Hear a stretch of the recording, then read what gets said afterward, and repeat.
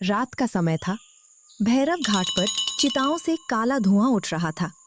ठीक बगल में एक पुराना आम का बगीचा था, जहां ठंडी हवाएं चल रही थीं। भैरव घाट के एक पेड़ की डाल पर चुड़ैल बैठी थी, जिसकी आंखें पूरी तरह सफेद और डरावनी थीं।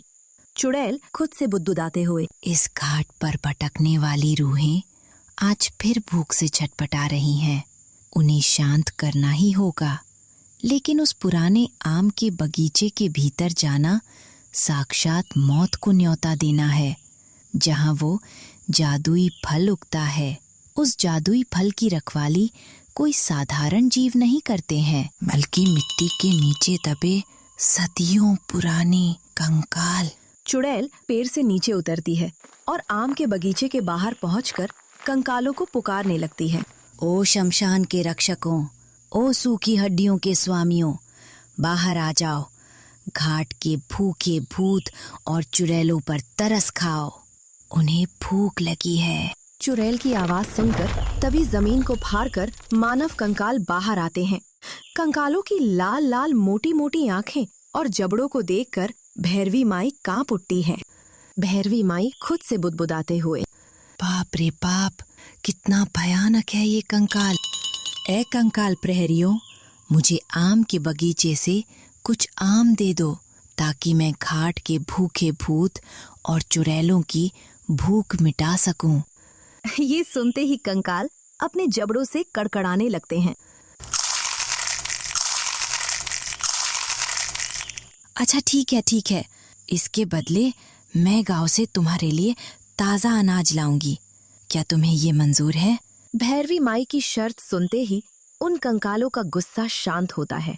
वे कंकाल अपने जबड़ों को कड़कड़ाते हैं और सहमति में सिर हिलाकर वापस मिट्टी के अंदर चले जाते हैं। भैरवी माई जल्दी से कुछ आम तोड़ती है और आम लेकर घाट की एक तरफ चली जाती हैं। चुड़ैल को आता हुआ देखकर घाट के भूत और चुड़ैल खुशी से चीखने लगते हैं। वो देखो, आ गई भैरवी माई चुड़ैल, हमारे लिए रसीले आम लेकर आ गई। आज तो मजे से खाएंगे, पेट भरकर खाएंगे। जब तक हमारा ये समझौता कायम है, तब तक ही ये गांव सुरक्षित है। लेकिन जिस दिन किसी लालची इंसान ने इस शापित बगीचे की सीमा को पार करने की जुर्रत की, उस दिन ये कंकाल मिट्टी से बाहर निकलकर पूरे गांव को शमशान बना देंगे। मॉनसून का महीना था। नदी के पुराने घाट के किनारे बनी रमन चाचा की चाय की टपरी हवा के तेज झोंकों से थरथरा रही थी। जहां टंगी एक पुरानी लालटेन जोर जोर से हिल रही थी। टपरी के अंदर बेंच पर बैठे दो लड़के चीकू और जीतू खौफनाक मौसम के बीच गर्मा गर्म चाय की चुस्कियां ले रहे थे। यार जीतू, भूत प्रेत अपनी जगह है, पर इस डरावनी बारिश में अगर रमन चाचा के समोसे और चाय ना मिलते तो मेरी आत्मा वैसे ही परलोक सिधार जाती। मैं तो इन कंकालों के साथ भी अपनी चाय बांटने को तैयार हूँ, बस समोसा मेरा होना चाहिए। चुप रह चीकू, तुझे हर वक्त बस अपने पेट की ही पड़ी रहती है। रमन चाचा, आप इसकी बातों को छोड़िए और ये बताइए, जो कहानी आप अभी सुना रहे थे, क्या वो सच है? क्या उस भैरव घाट के बगल वाले बगीचे में वो जादुई फल मौजूद है? और क्या वाकई वहाँ हड्डियाँ अपने आप चलने लगती हैं? हाँ बेटा, वो सच है। आज से ठीक 40 साल पहले मैं और मेरा दोस्त धनंजय भैरव घाट पर एक अंतिम संस्कार में गए थे। रात बहुत घनी थी और चिता जलने में समय था। धनंजय को बहुत तेज भूख लगी थी। तभी उसकी नजर उस बगीचे पर पड़ी। और यहाँ से शुरू होती है 40 साल पुरानी वह खौफनाक रात, जिसने सब कुछ तबाह कर दिया। चारों तरफ घना अंधेरा था और हवा में एक अजीब सी डरावनी खामोशी छाई थी। उस सन्नाटे को चीरते हुए रमन और धनंजय हाथों में टॉर्च लिए बगीचे के उसी रास्ते पर धीरे धीरे आगे बढ़ रहे थे। धनंजय, वापस चल यार, घाट की चिता अभी भी जल रही है। ये बगीचा ठीक नहीं लग रहा। हवा बहुत ठंडी है, जैसे कोई हमारी पीठ पर फूंक मार रहा हो। अरे डरपोक रमन, कुछ नहीं होगा। देख, वो सामने आम के फल हैं, बस उन्हें तोड़ते हैं और वापस चलते हैं। धनंजय आगे बढ़ता है, लेकिन तभी पूरे बगीचे में एक बेहद मीठी और मनमोहक खुशबू फैलने लगती है। धनंजय के कदम अपने आप काबू से बाहर होकर बगीचे के गहरे हिस्से की तरफ बढ़ने लगते हैं। धनंजय रुक, आगे जाना ठीक नहीं है, वापस आ जा। रमन जरा देख, वहां पेड़ पर एक जादुई आम चमक रहा है। बगीचे के ठीक बीच में पेड़ पर एक जादुई आम चमक रहा था। हवा में बहती वो जादुई खुशबू उसी फल से आ रही थी। नहीं धनंजय, इसे मत छूना। मुझे भैरवी माई की चेतावनी याद है, ये मौत का बुलावा है।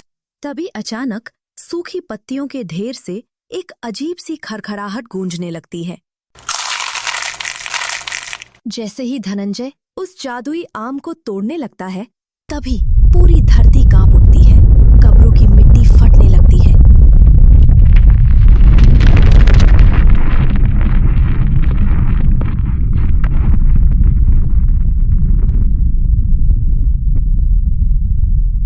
जमीन से अचानक मानव कंकाल बाहर निकलने लगते हैं। रमन हड़बड़ाहट में कुछ रसीले आम तोड़ लेता है। धनंजय फेंक दे उसे, वे आ रहे हैं, भाग। धनंजय उस फल को फेंक देता है। कंकाल उस फल को उठा लेते हैं। रमन अपनी जान बचाकर घाट की तरफ भागता है। धनंजय भी उसके पीछे पीछे भागता है, लेकिन धनंजय का पैर एक पत्थर से टकरा जाता है और वो गिर जाता है। रमन, मुझे छोड़ के मत जाओ, मैं मर जाऊंगा। वो मुझे नहीं छोड़ेंगे। रमन, मुझे बचा लो। मुझे माफ कर देना धनंजय, मैं बहुत कमजोर हूं। मुझ में उनसे लड़ने की हिम्मत नहीं है। मुझे माफ कर देना। रमन हाफते हुए भैरव घाट पर वापस पहुंच जाता है। वहां गांव के बुजुर्ग रघु काका और अन्य लोग चिता के पास होते हैं। अरे रमन, तुम अकेले क्यों आए हो? और धनंजय कहाँ है? डरते हुए वो मेरे आगे ही भाग रहा था।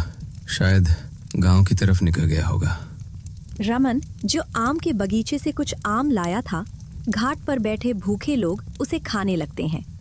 वे अनजाने में उन फलों के छिलके को उसी भैरव घाट की पवित्र मिट्टी पर फेंक देते हैं। मूर्ख इंसानों, तुमने प्रहरियों के जंगल का अनादर किया है।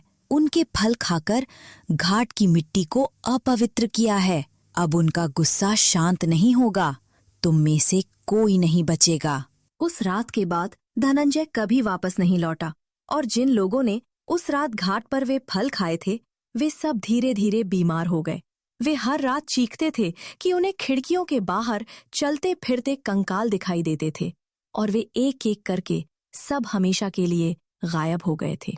चीकू और जीतू खौफ से कांप रहे होते हैं।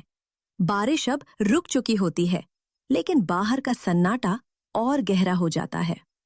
फिर रमन चाचा, क्या आप पर उन कंकालों का साया कभी नहीं पड़ा? मुझ पर कैसे पड़ेगा बेटा? मैं तो उस रात बच गया था, लेकिन अब बहुत रात हो चुकी है। मुझे अपनी दुकान बंद करनी है। तुम दोनों अपने घर जाओ। चीकू और जीतू दुकान से बाहर निकलते हैं। तभी चीकू को अपने हाथ में अजीब सी अकड़न महसूस होती है। वो लालटेन की रोशनी में अपने हाथ को देखता है। जीतू देख यार, मेरी उंगलियों से धूल क्यों उड़ रहा है? जीतू नीचे देखता है। जमीन से सफेद सूखी हड्डियों ने लंबे लंबे हाथ निकालकर उन दोनों के पैरों को जकड़ रखा होता है। रमन चाचा, ये क्या हो रहा है? हमें बचाइए। रमन चाचा लालटेन लेकर उनके करीब आते हैं। रमन तो उसी रात मारा गया था बाबू, जब उसने धनंजय का हाथ छोड़ दिया था। कंकालों ने धनंजय को जिंदा छोड़ दिया, लेकिन एक शर्त पर, कि मैं रमन के भेष में यहाँ बैठूं और तुम जैसे मुसाफिरों को इस फल का रस पिलाता रहूं। क्या हमारी चाय में? हाँ, जो चाय तुम दोनों अभी पी रहे थे वो इसी फल से बनी थी।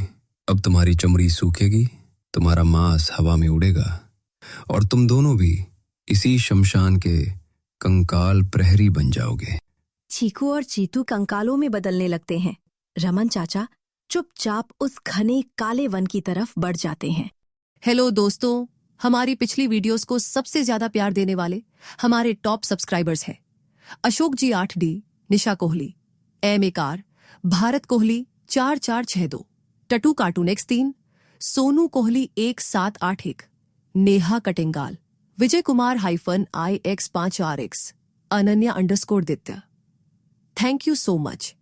अगर आप भी अगली कार्टून वीडियो की स्क्रीन पर अपना नाम देखना चाहते हैं तो इस के चैनल को सब्सक्राइब करें, वीडियो को लाइक करें और अपना नाम कमेंट में लिख दें। और हाँ, स्क्रीन पर दिख रही अगली वीडियो पर क्लिक करके वहां भी कमेंट करना मत भूलना। आपका नाम अगली वीडियो में जरूर होगा। धन्यवाद।